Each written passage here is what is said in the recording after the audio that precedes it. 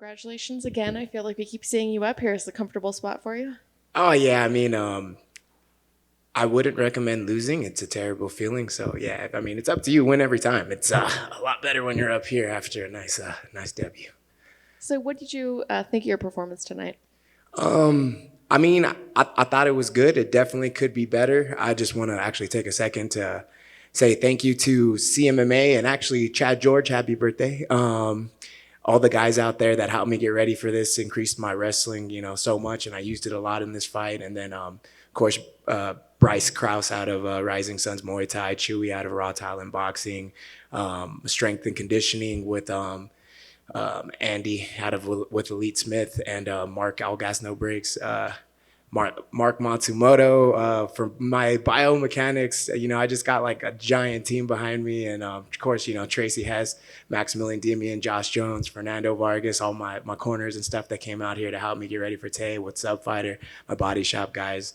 It's just me out there, but this is a village behind me. And of course, shout out to Smoking Fire. I'm gonna go eat there on Monday. If you guys, it's my birthday Monday, so I'm gonna go celebrate hard.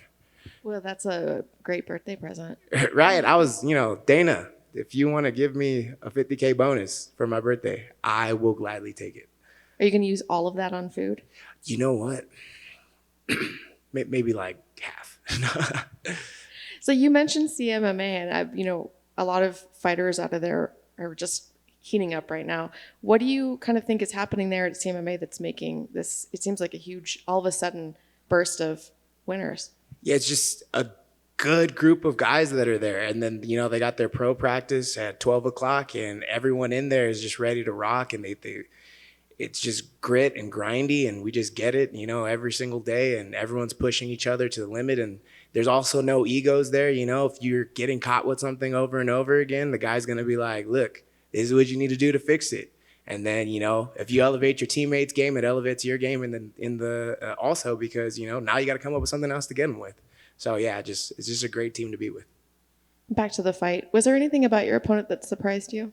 Not really. I knew he was going to hit hard, and, he hit me hard. I figured he was going to gas, and then he gassed. Honestly, I thought he was going to take a little longer to gas, if anything. So I was surprised that he gassed a little sooner than I thought.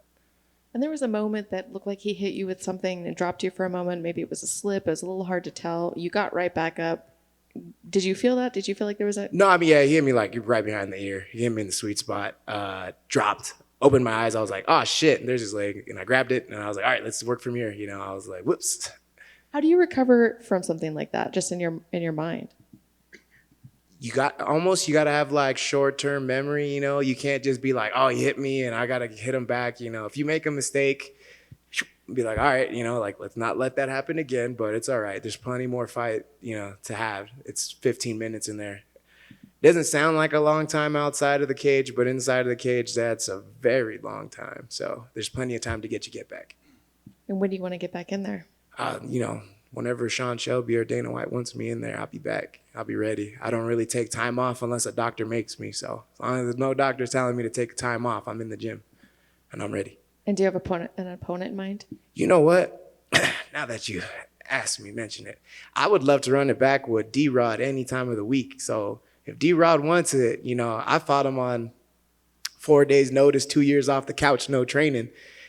I'm in the gym every day now. I think it's a totally different fight. I'll take that all the time, whenever, tomorrow. Let's get it.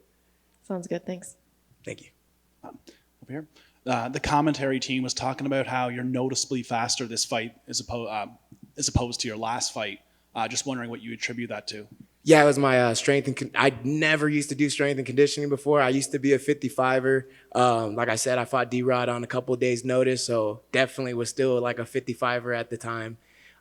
Between D-Rod and Phil Rowe, I had a couple injuries. I tore my MCL, popped the rib, and then got COVID. So I had like 4 weeks to get ready for Rowe, and so my body was pretty much the same.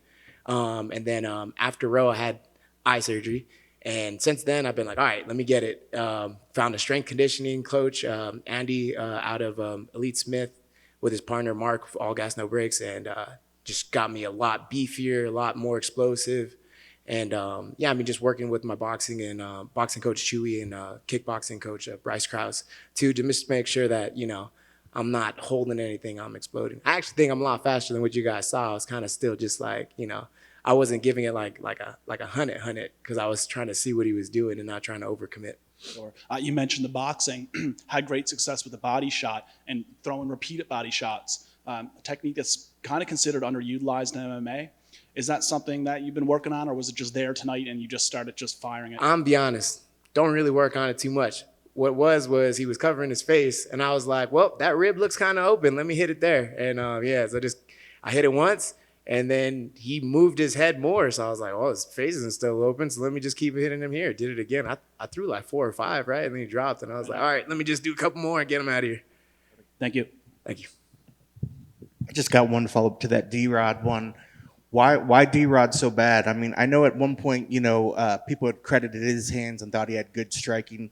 Was it because now you feel like you've grown so much since that point, or was it that he ended a 5-win streak that you were on? You know, why that fight so much? That seems like more than anything, I just kind of want to GSP it and avenge my losses. You know, I 100% like he's a great fighter. I just don't think he's better than me. He was better than me that night, but I don't think he's better than me. And I want to prove to the world that, you know, I get a lot of shit about how many times he hit me that fight. And I mean, he outstruck me like a mother, but yeah, you know, I had a little worse eyes back then. And I was also pretty damn rusty. So I think I take him out now. I don't think it goes past 3 rounds. is this something that you've kind of carried with you, like into the gym for motivation? Is this one of the names, you know, like people see that Rocky montage, he's got the pictures up on the mirror. You know, is this the name that, you know, kind of burns your fire to get you in the gym at night, wanting to get that loss back? I mean, it's not the thing that gets me in the gym every night. Like, nah, it's not like his picture's above my bed and I'm like, I'm gonna get you, man, I'm gonna get you. It's not that at all. But you know, it's just like he left a sour taste in my mouth and I want to clean it up. That's it. That's awesome. Thank you. Thank you, guys.